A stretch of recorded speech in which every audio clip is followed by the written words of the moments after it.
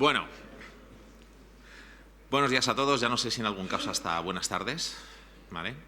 Vamos a afrontar la última conferencia de la mañana con el policía don Antonio Ortiz, ¿vale?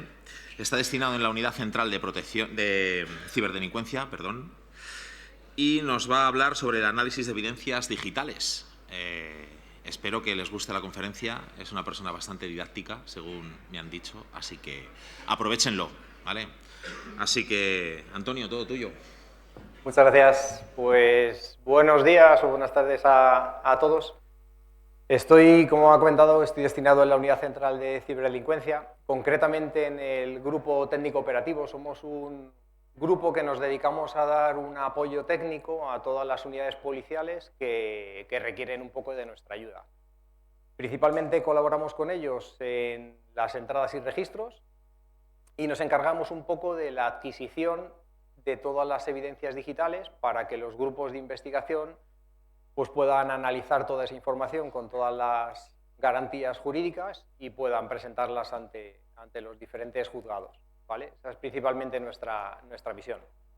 En la charla de hoy, la idea es un poco que entendáis un poco, para los que no estéis vinculados a este ámbito, de qué hablamos cuando nos referimos a una evidencia digital. Básicamente pues nosotros nos dedicamos a encontrar cualquier tipo de dispositivo que puede tener información en su interior, bien directamente, porque podrían ser o bien discos duros, unidades de almacenamiento diferente, tipos USBs y demás, o bien para nosotros lo que resulta muchas veces más complejo son aquellos que tienen esa información pero de una manera indirecta, es decir, tienen servicios alojados en la nube, los cuales nos van a permitir acceder a esos repositorios externos en busca de esa información para poder, como os he dicho, pues bueno, presentársela a los grupos de investigación y que ellos puedan hacer su labor con la máxima calidad posible. Cuando hacemos un registro domiciliario hoy en día, pues bueno, estos pueden ser los principales dispositivos a los que nos podemos encontrar. Unos, como os he dicho, que directamente pueden tener la información, como podríamos tener estos ejemplos. Otros que bien directamente no almacenan todos esos datos, como por ejemplo relojes inteligentes, sino que directamente utilizan servicios en la nube para alojar esa información y por lo tanto nos tiene que permitir a nosotros nuestra descarga. Más complejo para nosotros cuando nos dirigimos a una empresa de la que no conocemos su infraestructura, de la que no tenemos muchas veces mucha información de cómo tienen distribuido todos sus servidores y tenemos que analizarlos en tiempo real, ver dónde está toda esa información y lo más importante para nosotros, si bien en un hogar no tenemos tanto problema a la hora de intervenir dispositivos electrónicos relacionados con el ámbito delictivo que se esté investigando, cuando nos dirigimos a una empresa, en este caso el ámbito de trabajo cambia notablemente, puesto que nosotros no podemos dejar a la empresa sin servicio. Por lo tanto, tenemos que adquirir toda esa información sin o afectando lo mínimo posible al normal funcionamiento de la organización. Pero principalmente este suele ser un poco nuestro trabajo. Para que todo ese trabajo se pueda desempeñar con éxito, nosotros tenemos que aportarle a los juzgados toda esa información con una validez. Para nosotros, cuando adquirimos un dispositivo físico, normalmente se suele proceder a su embolsado. Normalmente el letrado de la Administración de Justicia que nos acompaña suele firmar o sellar esa bolsa que contiene el dispositivo, se identifica de manera única y se registra una cadena de custodia, por lo tanto en todo momento se va a saber qué funcionario tiene ese dispositivo. Sin embargo, cuando hablamos de información digital, ahí yo no la puedo meter en un sobre y ensobrarla, ¿vale? Sin embargo, sí que tiene que seguir teniendo esa misma cadena de custodia. En ese caso, nosotros tenemos que acompañar toda esa información de una firma digital. Para los que no lo conozcáis, la firma digital básicamente es una pequeña función matemática la cual se va a encargar de identificar todos esos unos y ceros, todos esos bits que contienen esa información digital y va a generar un número que va a ser único para ese conjunto de archivos, lo cual nos va a servir tanto a nosotros como a la autoridad judicial de demostrar la integridad de esa información. Es decir, si alguien modifica cualquier dato que yo haya descargado de un servicio en la nube, una fotografía, un documento, la firma digital de ese archivo va a cambiar, lo cual se va a poder demostrar que alguien ha modificado ese archivo. Siempre acompañaremos toda nuestra cadena de custodia de un archivo una firma digital asociada a cada archivo o agrupación de archivos que nosotros descarguemos. Algunos ejemplos de firmas digitales las tenéis aquí, MD5, SHA-1, SHA-256. Os quiero hacer una pequeña demostración un poco para que veáis las diferencias que tenemos entre unos y otros y para que entendáis un poco la problemática que podemos tener a la hora de demostrar que realmente esos archivos se encontraban alojados en un servidor remoto una vez que nosotros hemos procedido a una entrada, bien en un domicilio, bien en una empresa. El software que se utilice para realizar la firma digital es independiente, puesto que todos van a generar al final la misma firma digital. Va a ser una ristra de ceros, o sea, de valores hexadecimales, ¿vale? Números y letras, los cuales van a identificar de manera única a esa información.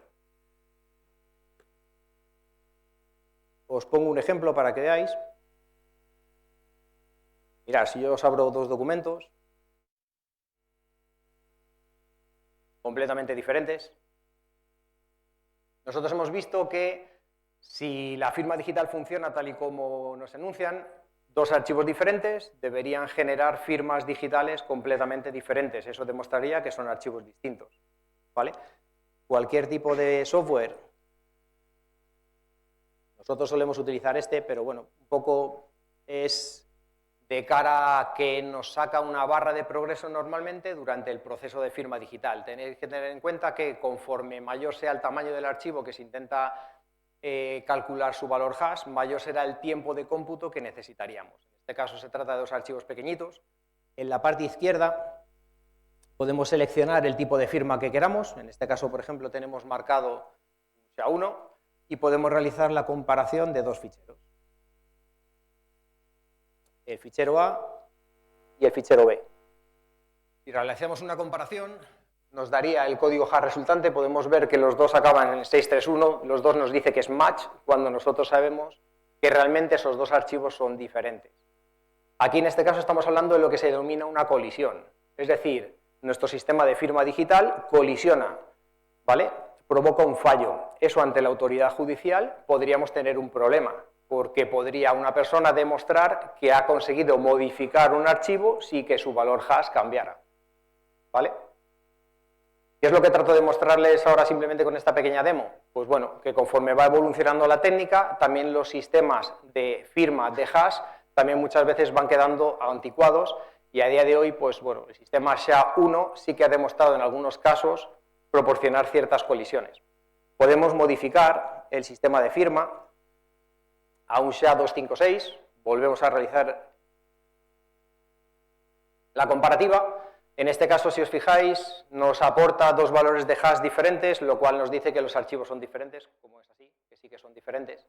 Por lo tanto, sí que podemos demostrar que nuestro sistema de firma funciona. ¿Qué les quiero decir con esto? Pues nada, simplemente que a día de hoy las firmas en SHA-1 cada vez hay mayor tendencia a que queden desfasadas, a que no se utilicen por ese tema de las colisiones, y tendríamos que ir a sistemas de firma un poco más evolucionados, como SHA-256, por ejemplo, que hoy en día se utiliza para todo el tema de minado de Bitcoin, por ejemplo, y de tipos diferentes de criptomonedas en la blockchain. ¿Problemas para nosotros como grupo técnico que acude a los domicilios? Pruebas nuestras en laboratorio significan que calcular la firma de un SHA-256 nos demora el doble de tiempo que un SHA-1. Si nosotros estamos hablando de que muchas veces descargamos valores aproximados a un tera en un registro y nuestra firma podría demorar 3 horas, tendríamos que esperar alrededor de 6 horas a aportarle el valor de firma al letrado de la Administración de Justicia. Lo cual eso, pues muchas veces, pues es un ligero inconveniente para nosotros a la hora de finalizar los registros. Pero bueno, simplemente un poco para que lo conozcáis. Hay otros forenses que lo que hacen es establecer un doble sistema de firma, MD5, SHA-1, aunque por lo menos nuestras pruebas de laboratorio sí que resultan que principalmente el tiempo de hacer la doble firma con respecto al 256 es más o menos el mismo. ¿Vale? Un poco para que lo conozcáis.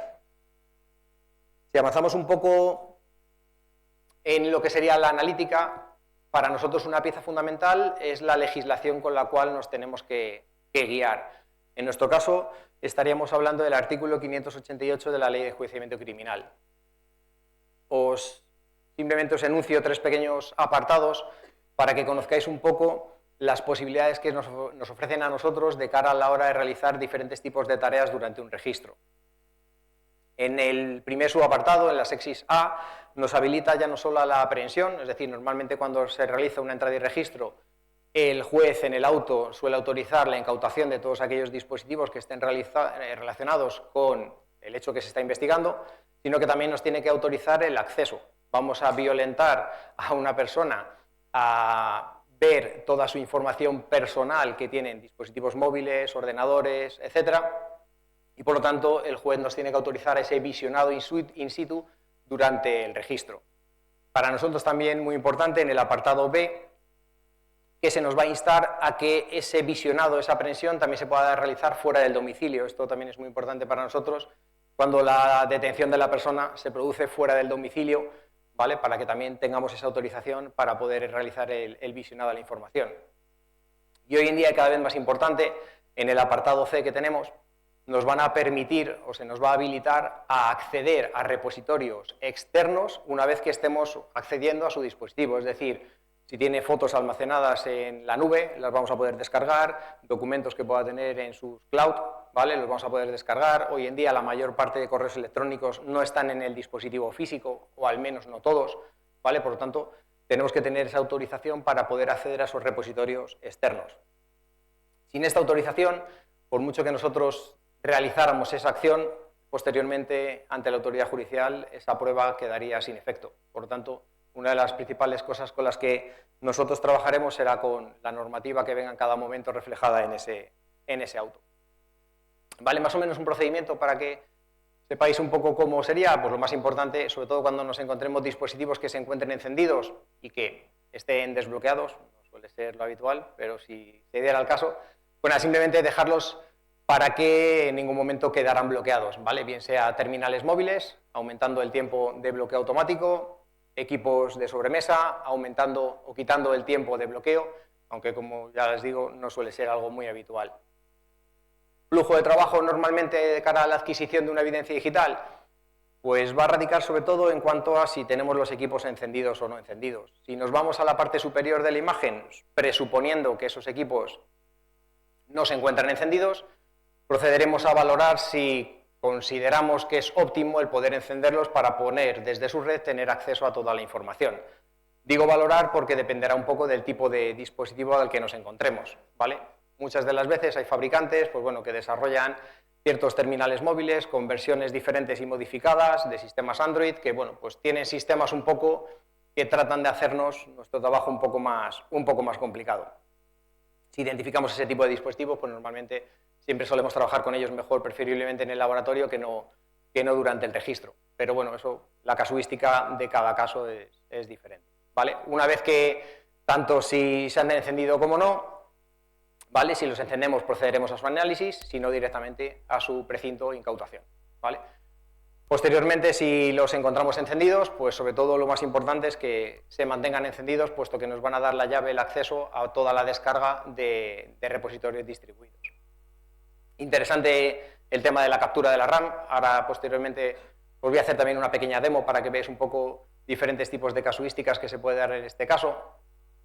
La RAM como memoria volátil pues nos va a aportar mucha información acerca de sesiones que pueda tener iniciadas, ciertas claves que puedan quedar almacenadas en la RAM y demás. Por lo tanto, para nosotros como analistas nos van a dar ya una ayuda, una pista acerca de todo lo que esa persona pueda estar trabajando o lleva trabajando en ese mismo momento.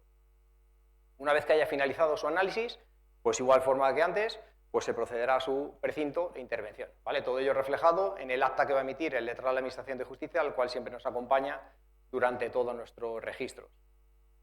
Tanto archivos locales que pudiera tener, filtrándolos dependiendo un poco lo que le interese al grupo de investigación, archivos que hayan sido descargados de la nube, si se hicieran captura de pantalla o capturas de determinados tipos de programa, dependiendo del tipo de registro. Al final lo que vamos a hacer con todo ello, como les hemos dicho, es crear un hash. Muchas veces, en lugar de crear un único archivo hash para cada uno de ellos, lo que se suele hacer principalmente es empaquetarlos todos dentro de un único archivo. Normalmente ahí tienen la imagen del RAR como contenedor, lo utilizamos simplemente a modo de agrupar un montón de archivos para que sea hasheado únicamente. ¿Vale? Ese hash se le tiene que aportar al letrado de la Administración de Justicia, lo consignará en el acta y será una de las pruebas más que se podrán presentar posteriormente cuando exista el juicio. Una de las primeras herramientas que podemos utilizar, en este caso como fuerzas y cuerpos de seguridad, tenemos la herramienta FIRST, ¿vale? En la cual pues, España es uno de los colaboradores a través de Europol en su desarrollo. Se trata de una herramienta la cual nos va a permitir un escaneo y un análisis de todo lo que en ese equipo esté pasando, lo cual significa que antes de proceder a su apagado voy a poder tomar una serie de precauciones previas acerca de lo que ha encontrado, ¿vale? Contenedores de criptomonedas, o a lo mejor encuentra contenedores encriptados, o bien puede encontrar acceso a navegadores que permitan la anonimación de la información, tipo Tor o I2P, ¿vale? Nos va a hacer un chequeo, un análisis completo del equipo y nos va a tomar un poco las precauciones, ¿no? Nos va a dar pistas acerca de las precauciones que vamos a tener que llevar a cabo antes de proceder a su apagado. Os enseño un poco cómo funciona, no suele demorar demasiado, pero un poco para que lo podáis ir viendo.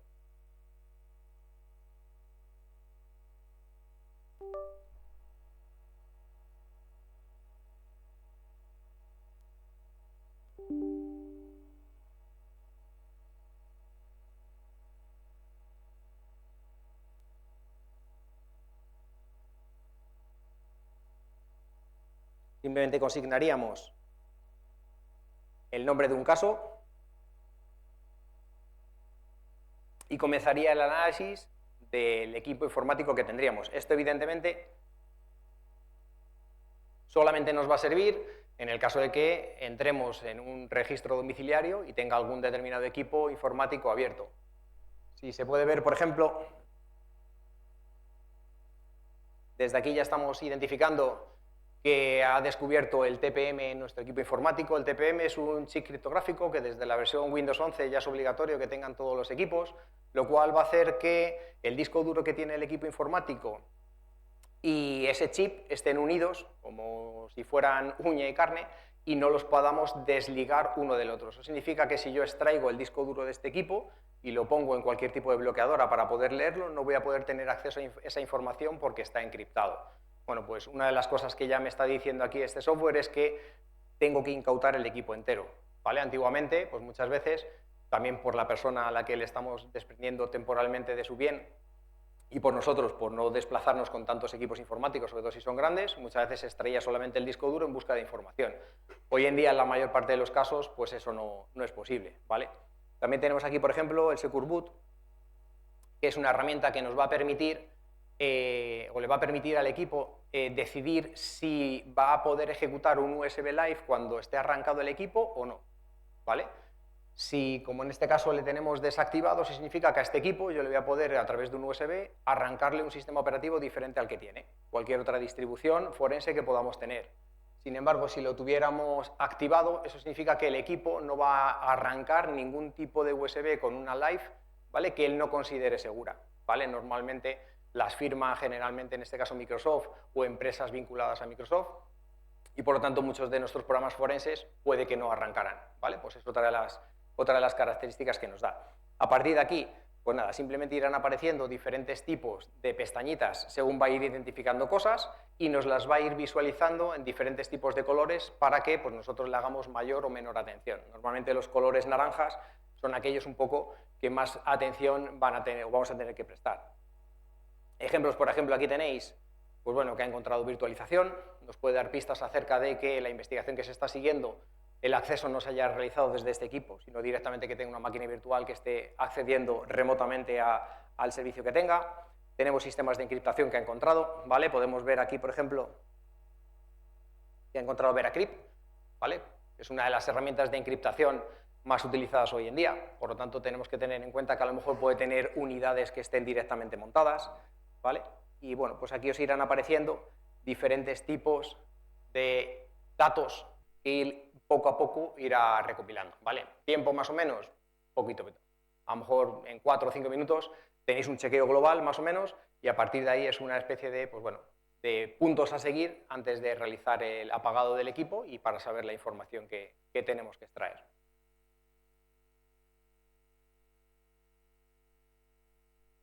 Dejamos irlo corriendo.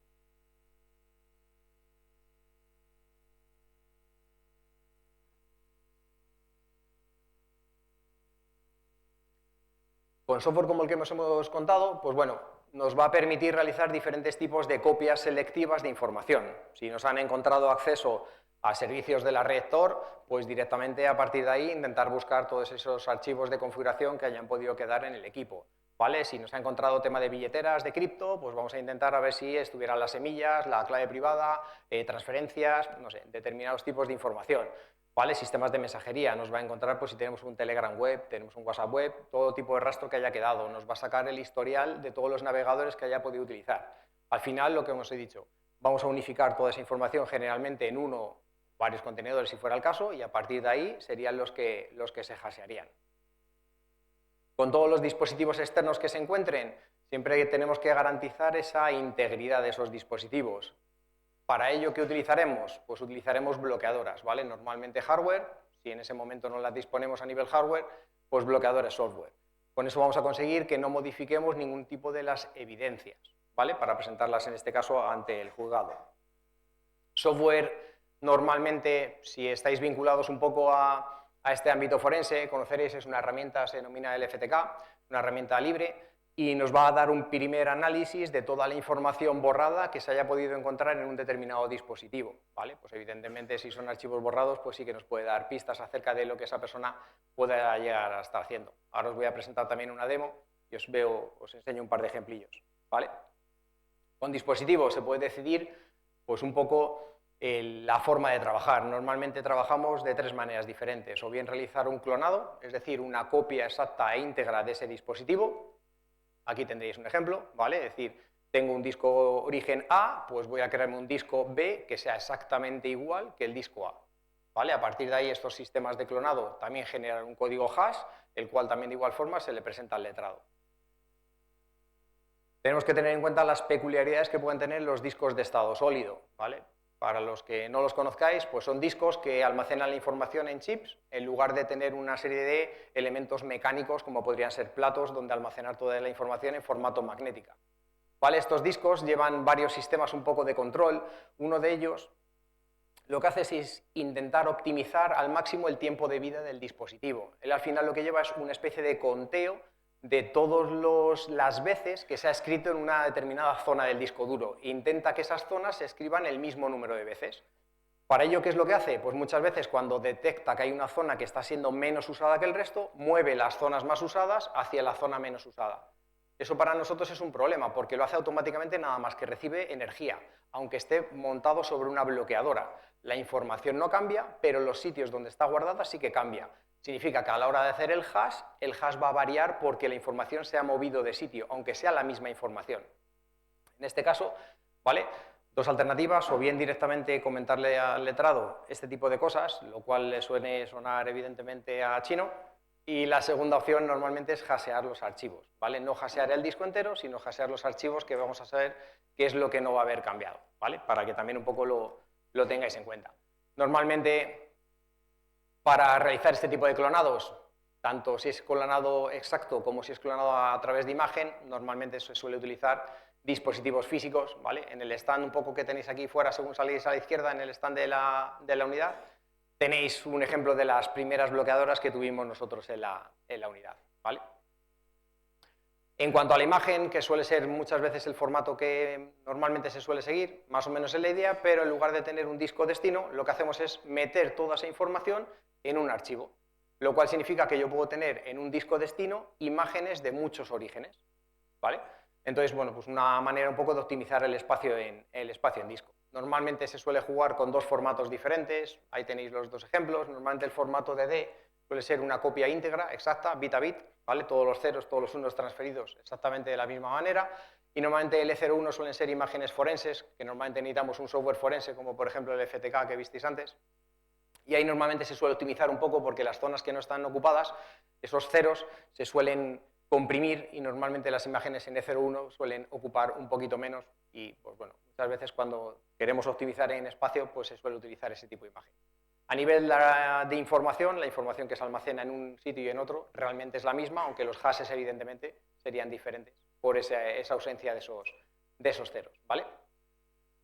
Otras posibilidades un poco a la hora de realizar imágenes, pues bueno, utilizar software forenses como por ejemplo puede ser Paladin, En este caso ya tendríamos que arrancar un sistema operativo diferente en esta máquina y por lo tanto lo que os comentaba antes del Secure Boot tiene que estar activo para que yo en el equipo pueda arrancar un sistema operativo distinto, ¿vale? Estos sistemas operativos ya vienen preparados un poco, realizan bloqueos de escritura y a partir de ahí nos permiten de manera sencilla poder realizar una imagen en cualquiera de los formatos, ¿vale? Hoy en día también una de las principales fuentes de información, evidentemente, para todos nosotros son dispositivos móviles, ¿vale? Trabajamos normalmente con tres tipos de herramientas, ¿vale? Son las que realizan, por un lado, las extracciones forenses de los terminales móviles. Normalmente, generalmente, suele haber tres tipos de extracciones. Normalmente la extracción lógica suele ser pues, como cuando conectamos nosotros nuestro terminal a nuestro coche y el coche le dice, bueno, pues dame la agenda, y el móvil le da la agenda al coche, luego le dice, bueno, pues me vas a dar el listado de últimas llamadas, pues el móvil le da al coche el listado de últimas llamadas y así sucesivamente con toda la información, ¿vale? La del sistema de archivos, que suele ser una extracción un poco más evolucionada, la cual nos permite recuperar borrados de bases de datos. Todos los sistemas, aplicaciones y demás que tenéis instalada en los móviles llevan una pequeña base de datos vinculada al mismo, ¿vale? WhatsApp, pues lleva unas tablas con todos los sistemas, con todos los mensajes que esa persona ha enviado y ha recibido. Cuando una persona borra un mensaje, pues ese mensaje realmente no se borra, sino que hay una fila en la base de datos que dice, a partir de ahora te vas a considerar como borrada. Bueno, pues con ese tipo de extracciones, evidentemente, se pueden extraer. Y luego ya tendríamos las extracciones físicas, que en este caso, pues bueno, son aquellas que permiten además incluso recuperar archivos borrados, es decir, tipo de fotografías que hayan podido ser borradas y también en alguno de los casos nos van a permitir su recuperación, ¿vale? Hoy en día, pues bueno, son de las herramientas más potentes. Aquí tenéis un pequeño ejemplo de lo que sería pues, una extracción de un terminal móvil y esta sería la herramienta un poco con la que trabajarían los investigadores de cara un poco a trabajar con esa información para sacar datos. La mayor parte de las veces, todos los usuarios, pues muchas veces implementan sistemas de doble factor de autenticación. Por tanto, para nosotros hoy en día, el poder acceder al terminal del usuario es prácticamente imprescindible, ¿vale? Porque nos va a solicitar muchas veces ese doble factor de autenticación en el terminal móvil para proceder a la descarga de sus sistemas de mensajería, sus mails, etc. Por lo tanto, si no nos funcionan los sistemas, digamos, más empresariales, como podrían ser los que hemos visto antes, ¿vale? Pues no nos queda más remedio que recurrir, como siempre, al ingenio. Tenemos que ser, evidentemente, más listos que ellos. Y, pues bueno, al final, análisis de contraseñas más usadas, patrones más usados, por dónde suele empezar la gente a montar sus contraseñas, pues bueno, investigar un poco acerca de esa persona, que muchas veces nos va a dar muchas pistas acerca de, pues bueno, en qué ámbito se suele mover o qué información suele tener. Y esto es un ejemplo claro de, pues bueno, muchas veces lo que nos solemos encontrar cuando llegamos a un registro, vemos cosas así y, pues bueno, pues ¿por dónde comenzamos? Os he preparado una pequeña demo simplemente para que veáis un poco un supuesto acerca, más o menos, algo rápido de lo que solemos hacer en el grupo y para que veáis un poco la temática. La idea básicamente es...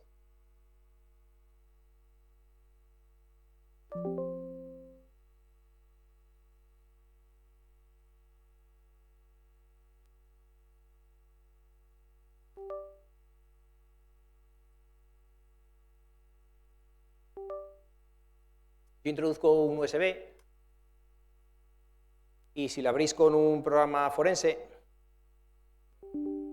este ya os digo que es un programa que es libre y podemos analizar el disco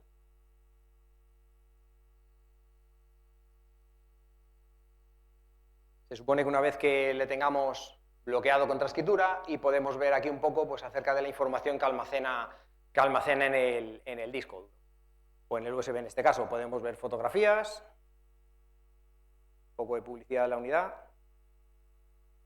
más fotografías y también nos aparece, bueno, marcamos ahí un PDF que pues, ya nos está diciendo acerca de qué tipo de información puede ser. En este caso nos está identificando que al parecer la cabecera de ese fichero ya no coincide con lo que él está esperando. Todos los ficheros, para que lo conozcáis, aparte de la extensión, que eso es algo simplemente un poco para el usuario, para que sepa qué tipo de aplicación tiene que abrir ese archivo, normalmente suelen tener una serie de bits que conforman su cabecera y son los que realmente demuestran qué tipo de archivo es. El sistema forense, a la hora de intentar verlo, pues ya está diciendo que esa extensión que él tiene, PDF, no parece ser un archivo PDF y no nos visualiza aquí, que es donde debería aparecer. También es posible que aquí apareciera esa información. Eso que veis con la X significa que es un archivo borrado, significa que en su día estuvo en ese USB, pero que hoy en día no está. Este tipo de programas forenses es más o menos sencillo de utilizar. Contamos normalmente con otro tipo de programas forenses un poco más complejos.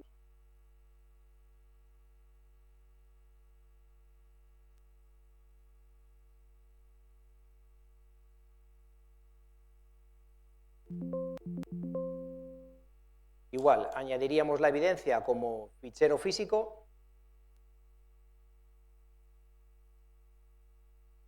¿Vale? Tenemos aquí nuestro USB de unos 15 gigas más o menos. Podríamos añadir tanto lo que sería el dispositivo físico, el que viene marcado como un 1, como la letra de la unidad, en este caso si estamos hablando de un sistema Windows. Él lo que hace es un análisis de toda esa información, ¿vale? Y nos va también un poco acerca de, pues más o menos la misma información de antes. Podemos ver que seguimos teniendo las mismas fotos, también la sigue visualizando, y en formato hexadecimal también podemos ver, pues en este caso se trata de archivos JPG, pues nada, simplemente podemos ver su cabecera, la tenemos, está subrayada, está en la parte inferior izquierda, y vemos que es FFD8, FFE0, o el conocido como que le tenéis en la parte de la derecha, que pone Yoya, ¿vale? Suele ser la cabecera de todos los ficheros JPG. Bueno, pues yo ya sé que realmente ya no solo por su extensión, sino que realmente por esa cabecera, ese fichero, estaríamos ante ese tipo de dato. El resto de imágenes, que la tenemos aquí, pasaría lo mismo. Si nos vamos a un visor hexadecimal, la cabecera tiene que ser exactamente la misma, ¿vale? Tanto en formato hexadecimal como decimal. Aquí en este caso, si os fijáis, si marcamos en super, sabíamos que era un elemento borrado. Este tipo de sistemas son un poco más profesionales, un poco más potentes, y sí que nos permiten una recuperación más o menos rápida sin llegar a hacer lo que se denomina como el carving, ¿vale? Carving es realmente buscar si la tabla del sistema de archivos es un proceso que normalmente suele demorar un poquito más de tiempo. Pero estos archivos borrados él ya directamente los encuentra. También nos llama la atención, si vemos antes el ficherito PDF, aquí en este caso ya nos está marcando en la parte de la derecha una firma incorrecta. ¿Qué significa eso? Pues que él sabe que la cabecera de ese fichero PDF, debería coincidir con una serie de bits y realmente no coincide y por lo tanto ya nos aparece ahí como que es una firma incorrecta. Pues bueno, normalmente el investigador debería centrar su atención en ese tipo de fichero. Hemos desarrollado pequeños scripts que permiten, pues, de una manera, poder mostrarle a los investigadores de manera directa todos aquellos ficheros que tienen esa cabecera incorrecta porque consideramos que son interesantes para ello, ¿vale? Os saco un ejemplo.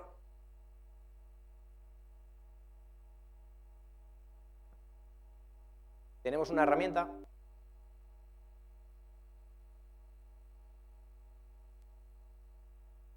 que nos va a permitir la extracción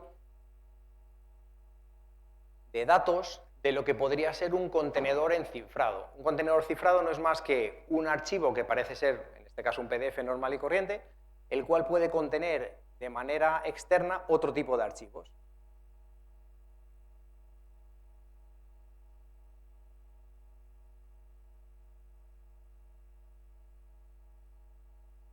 Seleccionaríamos el archivo, presuponiendo que podría ser un visor o un contenedor de VeraCrypt, puesto que hemos visto que lo tiene montado en su equipo, y en este caso generaríamos las claves asociadas a dicho fichero.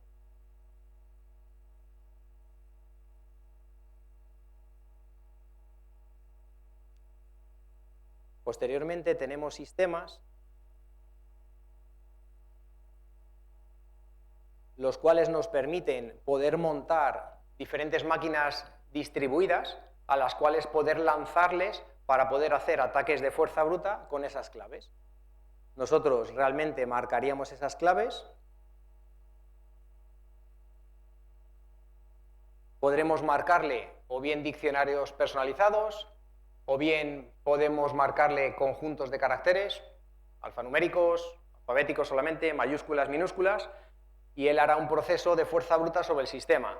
Una vez que nos genera esto, en la parte de resultados sí que podemos ver una clave de acceso sobre ese contenedor cifrado, ¿vale? Realmente no es un PDF, sino que se trata de un contenedor de VeraCrypt, un sistema de cifrado, el cual le han aportado una clave, la tenemos aquí. Simplemente tendríamos que abrirnos nuestro VeraCrypt y en cualquiera de las letras que tuviéramos libres poder montar nuestro contenedor. Nos pedirá su contraseña. Si todo funciona bien, en la letra J tendremos montado una unidad que realmente era un contenedor, el cual, pues sí, dentro podría tener una billetera con un montón de miles de bitcoins que podríamos incautar. Pues esta es un poco más o menos una serie de casuísticas reales a las que normalmente nos enfrentamos cuando hacemos una entrada y registro, analizando un poco toda la información que se encuentra en determinados dispositivos. Y por mi parte, en principio, poco más. Daros las gracias a todos por venir y que disfrutéis de Cyberworld.